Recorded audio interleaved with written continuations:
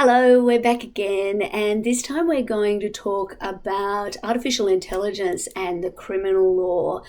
So, what we want to do is talk in particular about the way that the technology is impacting criminal law, and in particular criminal investigations, police powers, and other powers of investigation. So as lawyers, our role is often, particularly as defence lawyers, to make subsequent challenges to the legitimacy of the way that police exercise the powers that they have to investigate crimes. So their powers to stop and to search people, or their powers to arrest people. And so whether you're a prosecutor or a defence lawyer in the criminal scope, you're regularly being challenged to look at the way that investigations have been undertaken, and you're either looking again for a breach or a misuse of that power if you're a defence lawyer, or ensuring that powers are being used within the confines of the law. So a power to arrest is expressed in a range of different formulations, but you can usually find in relevant legislation a requirement for reasonable suspicion or probable cause. In order for suspicion to be reasonable, there needs to be an objective basis in fact, information, or intelligence that links a particular individual to the kind of article or evidence for which a search is being made, or maybe based, of course, on that person's behaviour. Now, over the years, as we've seen increases in technology, we've seen significant changes in the type of evidence and the kind of documents that police are looking for, but also the extent to which police can use technology to predict and consider crime. So before we even get, though, to the artificial intelligence, it's worth actually reminding ourselves that there's been huge inroads, particularly in DNA technologies. So basically, police are more and more being able to use a range of different technologies, not just in relation to past crimes, but in considering future or potential future crimes. All feels very Minority Report to me. The article that I've identified here on the screen, it's a little bit old now, but it's more than a year old, I think. But it's a really interesting article about how Australian police could use DNA sequencing to predict what suspects look like. So predict what they look like. Again, similar technologies have been used in old cases in relation to DNA. And one of the things I found really interesting, this is quite a recent article just from this week, from the ABC website, a gentleman a body that was found in Somerton, basically technology has been used to reconstruct what that incredibly decayed ruins of a human being kind of looked like. So, we can see that there are some really interesting but, borderline issues that might have ethical impacts just with DNA technology. And now we're also then looking at artificial intelligence and the ways that it can be used to potentially predict that a crime is going to occur. So, predictive policing. Okay, what is predictive policing? Essentially, when we use this language, we're talking about the use of large data sets, we're talking about machine learning, and we're talking about the use of that machine learning analysis to generate predictions about crime. Predictive policing is being used reportedly in a range of different jurisdictions. They could be as disparate as Vietnam, India, the United Arab Emirates, also in parts of the US. And you've seen some video on Canvas that shows the controversy around that predictive policing requirement. Whether we're talking about AI or otherwise, forms of predictive policing, which might also just be called bias, have existed for a very long time. There's no doubt that there are neighbourhoods or places where there is a consideration, whether it's higher crime. Now, I guess one could always stand back and say, well, is there higher crime just because there are more police there and more arrests made in that area? Or are those crime, is it a place where more crime has been reported and therefore police go to that area? Now, again, Malcolm Gladwell, the journalist, has written extensively on this. He's got a very interesting book for those of you who have time for a little bit of reading called Talking to Strangers, which came out a couple of years ago, where he's looking at really the ways that humans are not very good at understanding or predicting the ways that other humans who are not the same as them, particularly when they're not racially or culturally the same as them, they're not very good at predicting what their behaviours mean. And they're also not at all good at predicting what behaviours mean or predicting whether they're telling the truth or not when a person doesn't behave in stereotypical ways. But notwithstanding all of this, and look, there's a lot of conflicting science in this space at all, but notwithstanding the fact that it is impossible at this stage to actually say humans are consistently good at identifying and understanding the behaviour of other humans and predicting future behaviours of other humans. I think most of us would agree that that is a true statement. We're still in a position where we are exploring the use of artificial intelligence, machine learning, data analysis in order to predict the behaviours of people with a view to deciding whether or not there may have been a crime, and then using that to support search and seizure powers. So really the ethical issues that are going to come up in relation to this all the time are really around legitimacy. Is it appropriate to use this kind of technology to enable someone to search or seize evidence? Now, I suspect the way that I'm saying this out loud, it sounds like I have a strong opinion that it's not. And I'm not sure, to be quite frank, what my opinion is. I think this is really one of the classic ethical dilemmas. and the approach that you take, the ethical framework that you work under yourself, I suspect will inform where your opinion comes here.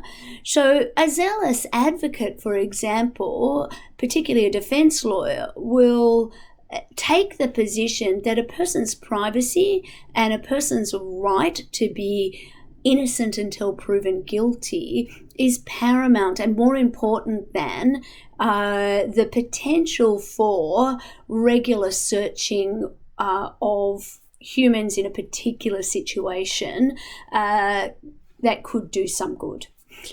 So, let me give you an example.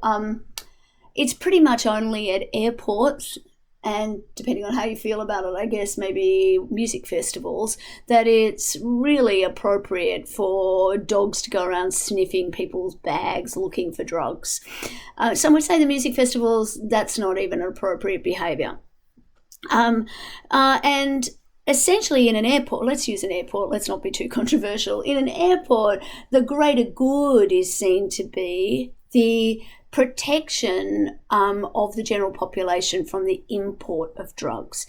The search for drugs in an airport context or a port context is really about preventing the movement of illicit substance as opposed to the use of those substances.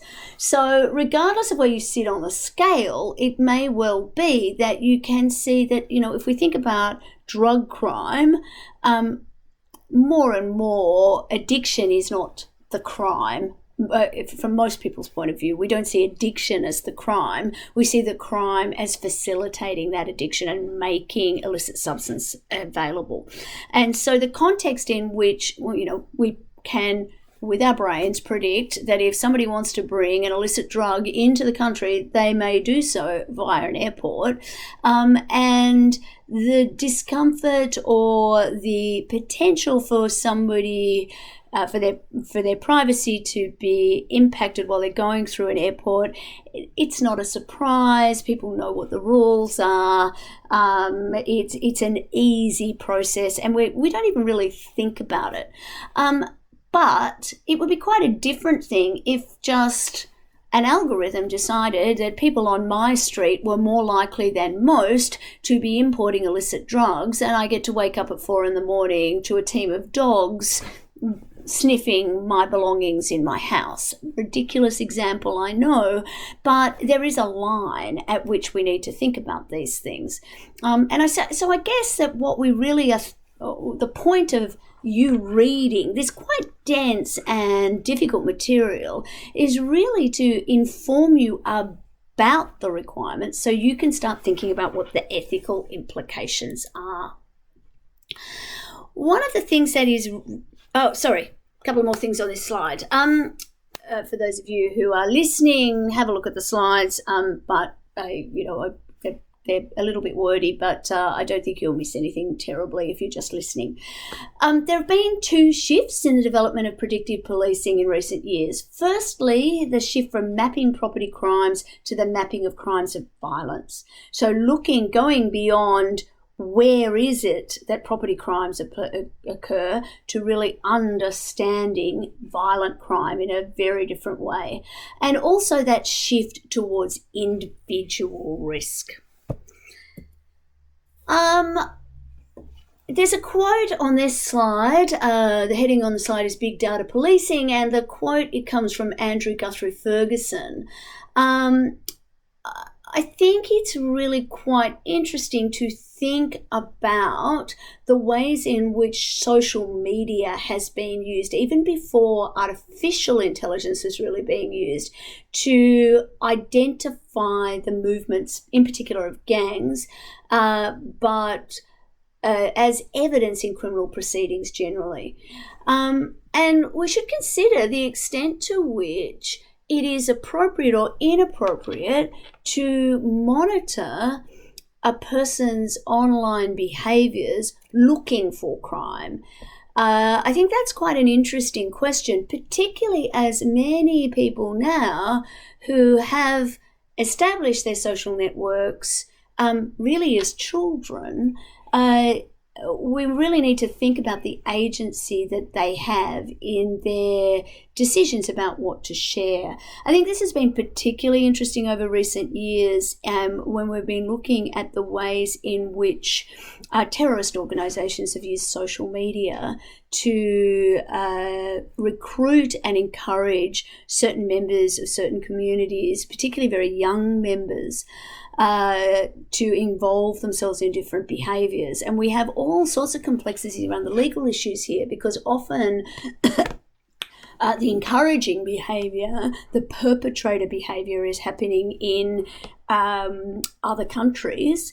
And we've got to, again, think about whether or not the recruited, are they victims or are they criminals?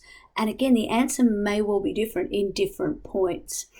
I also think the use of big data and pattern recognition in monitoring for online sex crimes is very, very interesting as well. There have been many technologies that have been used essentially to emulate children, essentially to identify pedophiles who may be interested in developing relationships with them.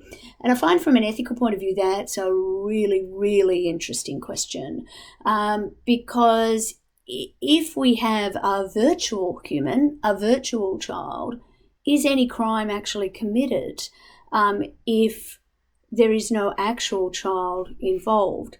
And I genuinely don't have an answer to that. And it's a really difficult problem for us to grapple with. And it's a whole new way of thinking about crime that is really going to challenge you as lawyers of the future. So the technologies show us that law enforcement can identify drug dealers from a pattern of supplies, for example. So if your eBay account demonstrates that you've purchased a whole lot of tiny little Ziploc bags and rubber bands and digital scales, or that you've been involved in suspicious transactions, so you've got a lot of cash deposits, or you've got unusual travel patterns, for example, to and from places where people might see drug trafficking lines. Now, the information doesn't necessarily need to be 100% accurate, just the same way you can sometimes get the wrong catalogue in the mail, I guess. But the theory goes this kind of information shows a pattern and raises a suspicion. So with that ability to collect big data across and connect eBay, Amazon purchases, travel purchases, online presence, movements across borders, the police are in a position to develop that reasonable suspicion. I'm a big fan of the work of Cathy O'Neil. She wrote an amazing book called Weapons of Mass Destruction, and she demonstrates the way that people will they leave traces about their activities and their lives, but we can't always see what the truth is behind those activities. The big data tools that are used to create the potential for big data policing combine new data sources, better algorithms, expanding systems of shared networks, and the possibility of proactively finding hidden insights and clues about crime. And this in turn has led to a new age of potential surveillance. The goal of big data policing is ultimately criminal surveillance, but ultimately, many who are not criminals are surveilled in the meantime. Now, many of you will be well aware of the Chinese, what do they call it, the social credit system, and the way that there are many cities in China, combination of CCTV and social networks, etc., really mean that there is a really, really solid picture of a range of different individuals. And of course, in a system where that surveillance is really, there's no illegality around that. Police forces in Western countries too have long been able to make the use of footage from closed circuit television, so CCTV cameras, and these are increasingly placed in both public and private locations. I live in a place where it seems that, like many small areas or networks of streets, there's a Facebook page for locals. The number of times that I see people on the Facebook page basically posting CCTV cameras from their house of suspicious people who might have driven past.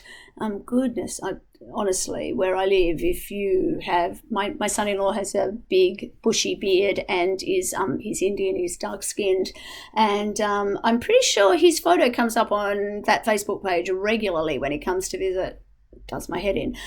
But the collection of those images, it's one thing in a sense for neighbours to do something, but the collection and the use of artificial intelligence to recognise those images is classified as a biometric identification system. So automatic facial recognition enables the automatic identification of individuals by matching two or more faces from digital images. It can do this by detecting and measuring a number of facial features, extracting them from the image, and then comparing them with other faces. There's been a lot of controversy about the use of facial recognition recently, especially when that information has been used, has been trained using license ID photos, for example, the capture of all of that data about people's faces when there is no element of suspicion about them.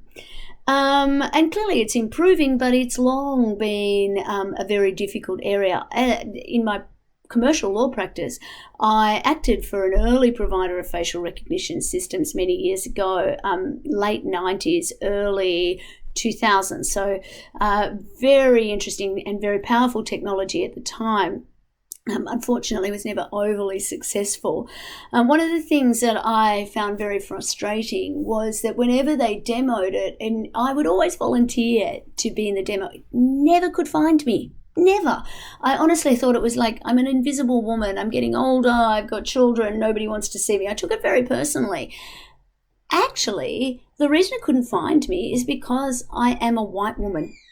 And basically the database itself had been trained on white men and some Asian men.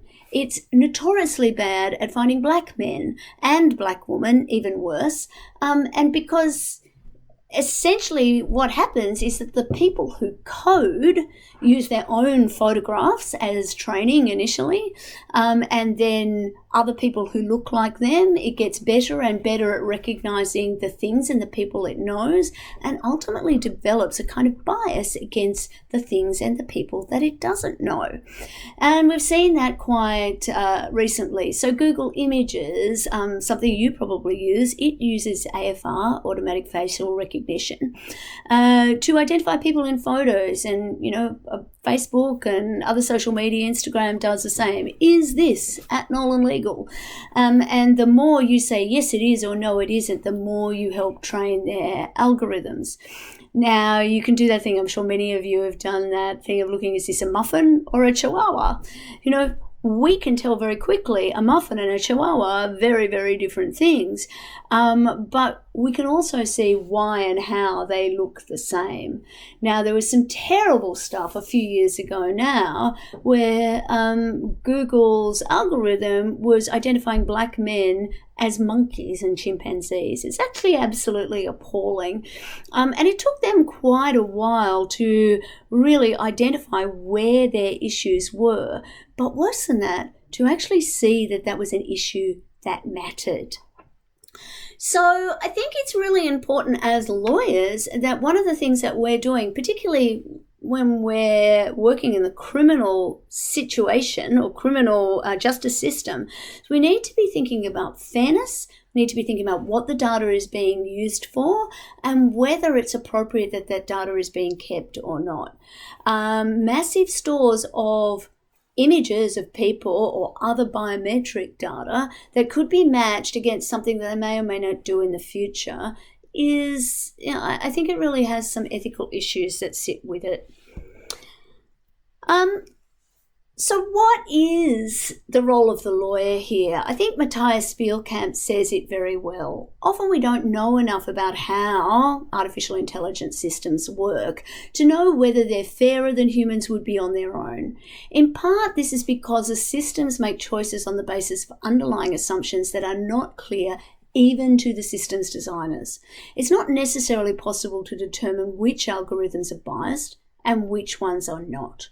So as lawyers, we need to understand the flaws in the machine decision making and to challenge the use of these tools in a criminal justice context, just as we would challenge problematic human reasoning or action. We need to be cognizant of whether an artificial intelligence system is in fact accurate, or more particularly, the ways in which the system could be inaccurate. Working this out is likely to be challenging both because the system's complex, but also as a consequence of that lack of transparency. Lawyers also need to question whether technology being employed is capable of properly identifying people without bias. Now, this is really interesting because I'm not sure that we can actually point to every policeman and say that policeman is capable of doing their job without any bias whatsoever.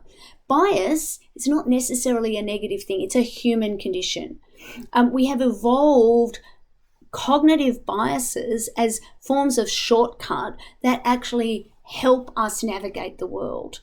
They are first point of call, first assumptions. But as humans, we can mature and we can grow and we can recognize when our biases are not serving us. A machine, particularly a narrow order AI machine, quite often the data that it collects, because of its inherent bias, will then end up supplanting or reinforcing that bias more. Perhaps one of the most significant problems, and I'll end with this for us as lawyers, whether we're not just for the lawyers actually, for the defendants or for anybody who is subjected to some form of assessment that is undertaken by a machine learning tool, will ultimately be that opacity of the software that is used to perform the assessment.